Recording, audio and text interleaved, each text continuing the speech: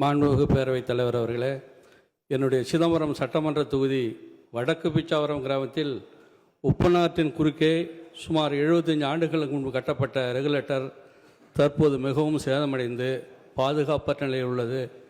எப்பொழுது உடையும் என்கிற சூழ்நிலையில் இதனால் கடநீர் உட்புகுந்து சுமார் 3000க்கும் மேற்பட்ட விளைநிலங்கள் பாதிக்கப்படுகிறது.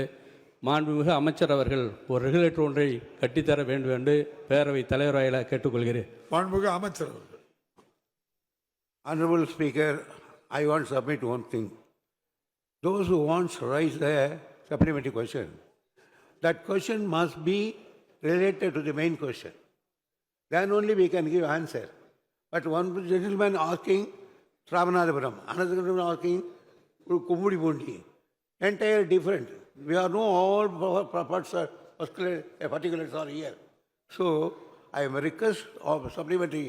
Those who want to write a supplementary should ask the connected with this main question. ரொம்ப சரியா சொன்னீங்க. இருந்தாலும் உங்க மேல எல்லா உறுப்பினர்களுக்கும் ஒரு நம்பிக்கை. தமிழ்நாடு முழுவதும் ஓடக்கூடிய ஆறுகள் அணைகள் எல்லாமே உங்களுக்கு ஞாபகத்தில் இருக்குங்கிற நம்பிக்கையில பண்ணாங்க. நன்றி. சொல்லுங்க சார். நீங்க எழுதி கொடுங்க சார். அதுக்காக